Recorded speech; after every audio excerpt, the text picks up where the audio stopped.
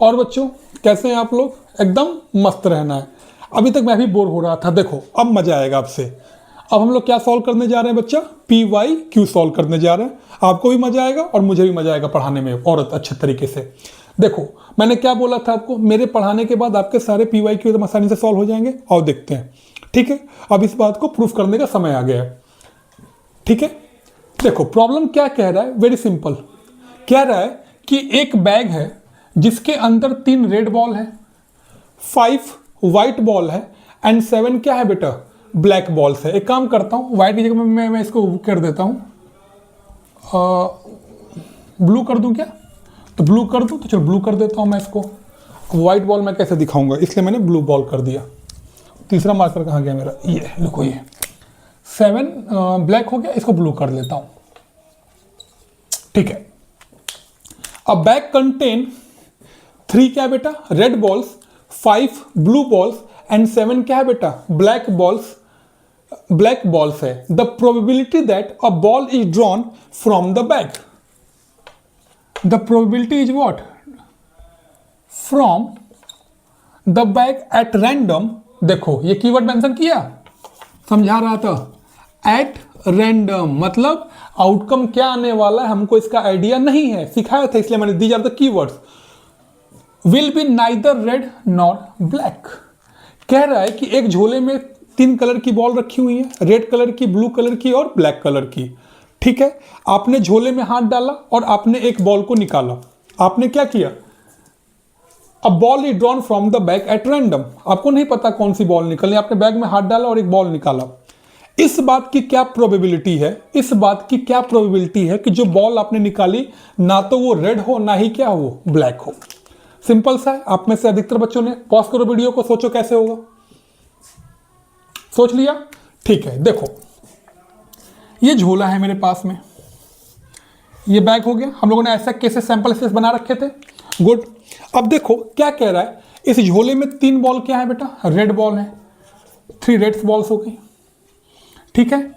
या मैं चलो थोड़ा सा और इसको अच्छे तरीके से लिख देता हूं। 3 रेड बॉल हो गई, late R1 R2 and R3। 5 blue balls है, B1 B2, मैं कलर किससे शो कर रहा हूं? B4 एंड B5 हो गई। और क्या कह रहा है? 7 ब्लैक बॉल्स है। 7 क्या है बेटा? ब्लैक बॉल्स है, B1 B2 B3 B4 B5 B6 and B7, ठीक है? 7 आपके पास में ब्लैक बॉल्स है, ठीक है? आपने झोले में हाथ डाला और झोले में से एक बॉल को निकाला। आपने that a ball is drawn from the bag. और जो बॉल आपने निकाला, ठीक है, वो बॉल ना ही रेड हो ना ही क्या हो बेटा? ब्लैक हो।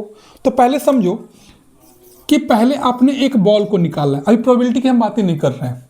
आपसे क्या कह रहा है कि अ बॉल इज ड्रॉन। एक बॉल निकालने के आपके पास में कितने ऑप्शन है, पहले ये मुझे बताओ।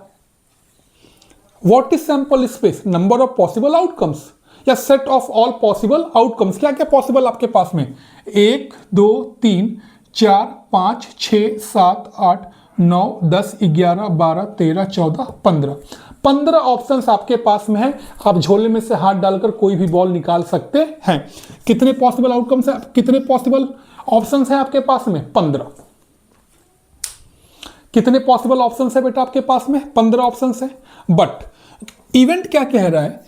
इवेंट आपको कह रहा है कि जो बॉल आपको निकालनी है ना ही वो रेड होनी चाहिए और ना ही वो ब्लैक होनी चाहिए, ना ही वो रेड होनी चाहिए और ना ही वो क्या होनी चाहिए बेटा? ब्लैक होनी चाहिए। तो कौन सी बॉल बची? ब्लू बॉल बची।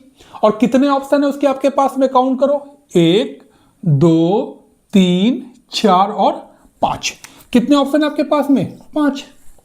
भाई आप झोले में हाथ डालोगे, अगर इनमें से बॉल निकली तो ठीक, कोई और निकल गई तो गलत हो जाएगा। तो आपको उस बात की प्रोबेबिलिटी बतानी है कि जो बॉल आप निकाल रहे हो वो बॉल जो है वो ना तो रेड हो ना ही क्या हो? ब्लैक हो। तो ऐसे आपके पास कितने पॉसिबल आउटकम्स हैं? ओनली 5। कितने हो गए? 5। समझ में आ रहा है? तो this is your what? Event, जो कि सैंपल स्पेस से बना हमारे। मेरी बात समझ में आ गई?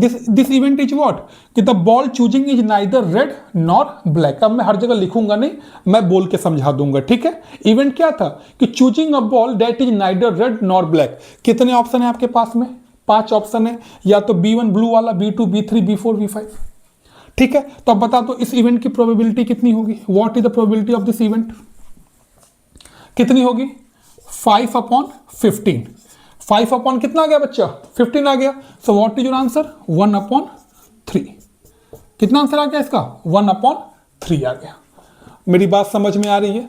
कितना आ गया बच्चा इसका आंसर? 1। इसको 3 को मैं ऊपर अच्छे से लिख देता हूं, ये 1 और ये 3। तो आंसर कितना आ गया बेटा आपके पास में? 1/3 आ गया। समझ में आ रहा है? नहीं आ रहा है? आ रहा है ना? Very good. सबसे पहले मैंने तुमको फिर समझाया, सबसे पहले आप क्या बनाते हो? सैंपल स्पेस बनाते हो। सैंपल स्पेस में क्या बोल रहा है कि झोले के अंदर बॉल रखी हुई है, कुछ रेड कलर्स की रखी है, कुछ ब्लैक कलर्स की और कुछ ब्लू कलर्स की। आपको उसमें से एक बॉल निकालनी है। एक बॉल निकालने के आपके पास कितने सैंपल स्पेस क्या होता है? बॉल निकालने के ऑप्शन आपके पास में कितने ऑप्शन है? 15 ऑप्शन है। या तो आप R1 निकाल सकते हो, सैंपल स्पेस बहुत लंबा हो जाएगा 15 बॉल्स का। R1, R2, R3 लिखो, फिर B1, B2, B3 लिखो। चलो मैं एक बार समझा देता हूँ थोड़ा सा लंबा करके। सैंपल स्पेस बताओ क्या क्या बन जाएगा?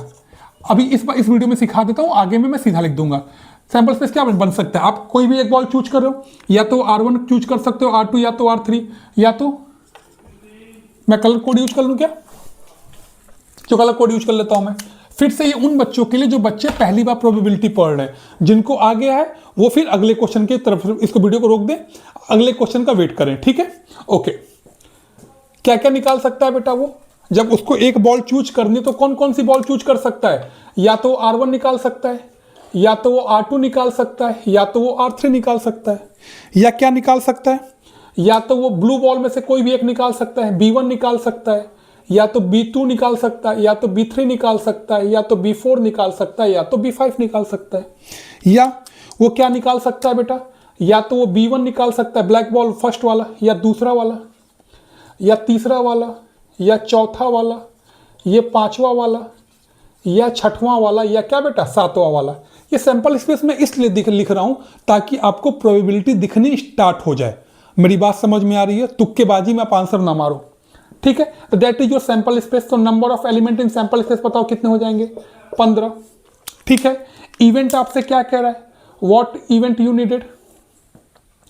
इवेंट कह रहा है कि चूजिंग अ बॉल, आपको जो बॉल चूज करनी है is neither red nor what black. जो बॉल आपने चूज की है वो ना तो रेड होनी चाहिए, ना ही क्या होनी चाहिए बेटा? ब्लैक होनी चाहिए। तो बताओ इवेंट क्या क्या पॉसिबल है आपके पास में? ये आप जो बॉल चूज कर सकते हो, सिर्फ क्या चूज कर सकते हो? ना तो रेड होनी चाहिए, ना तो ब्लैक होनी चाहिए। तो आपके पास सिर्फ ऑप्शन कौन कौन से बचे? ये ऑप्शन बचे ना, B1, B2, B3, B4 और क्या बचा? B5 बचा। तो बता दो number of elements in event कितने हो जाएंगे? 5 हो जाएंगे। यहां तक समझ में आ रहा है? तो प्रोबेबिलिटी क्या होता है? It's a ratio only, NE/NS। मैंने ये भी नहीं लिखा क्या यहाँ पे? चलो मैं फिर से लिख देता हूं बेटा इसको। तो how you get the probability of an event? ठीक है, एज ए टीचर मैं लिखने से भाग नहीं सकता हूं कभी ब्लैक बोर्ड के ऊपर। NE/ बेटा कितना हो जाएगा? NS। मेरी बात समझ में आ रही है? तो number of elements in event बताओ कितने थे बेटा? 5/NS में कितना बेटा? 15। तो काट के आंसर क्या आ गया सिंप्लीफाई करने के बाद? 1/3। समझ में आया?